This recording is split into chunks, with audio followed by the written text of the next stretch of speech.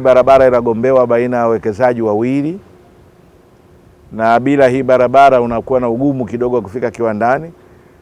Kwa hiyo sasa mwekezaji wa upande wetu wa kulia na mwekezaji huyu wa sasa hivi wanagombea hii barabara, lakini mwenye barabara ni halmashauri ya wilaya ya Morogoro, na ndio aliyowatengea barabara na ndio aliwapa hatua. Mimi sasa nimetoa maelekezo kwamba ndani ya wiki moja halmashauri ya wilaya ya Morogoro vijijini, kwa maana halmashauri ya Morogoro iwaite pande zote mbili na waambie hatutaki kusikia upuuzi huu. No. Hakuna mtu ambaye mambo gani ya nchi gani umekuja mtu anasema mimi namiliki barabara. Kesho kutu itakuwa nini? Maana yake mwekezaji huyu ana maeneo kule upande wa pili ambako katikati inapita barabara ya Dar es Salaam Morogoro. Hasa atakuja atasema huku kwangu na huku kwangu. Kwa hiyo barabara magari ya Dar es Salaam na Morogoro mpitie wapi? Akiamua kufunga ile barabara, hakuna. Upuuzi wa tutokubali. Wakae pande zote mbili. Lazima kuna kutokuelewana. Inawezekana mwekezaji hapa amemzidi ujanja mwenzake, au inawezekana huyu amemzidi ujanja. Hakuna jambo hilo.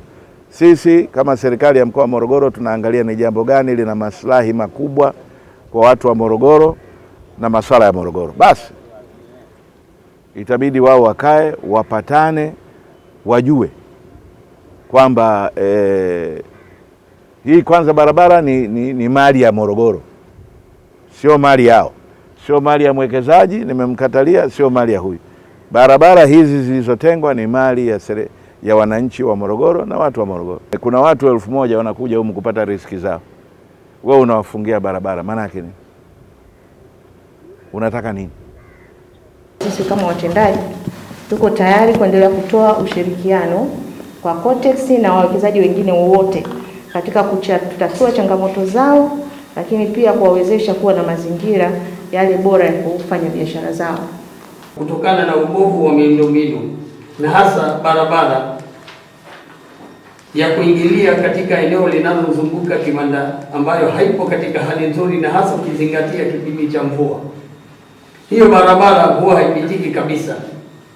Baada ya kiwanda hiki kuanza shughuli zake, tunategemea mamia ya magari ya mizigo kutumia hiyo barabara kwa ajili ya shughuli za kibiashara. Kwa hali iliyopo hivi sasa hivi, magari haya yatashindwa kuingia na kutoka nje kwa sababu ya ubovu wa hiyo barabara, na hivyo basi itatusababisha kuchelewesha usafirishaji, kusababisha ajali, na pia gharama za uendeshaji wa mradi yetu kuzidi.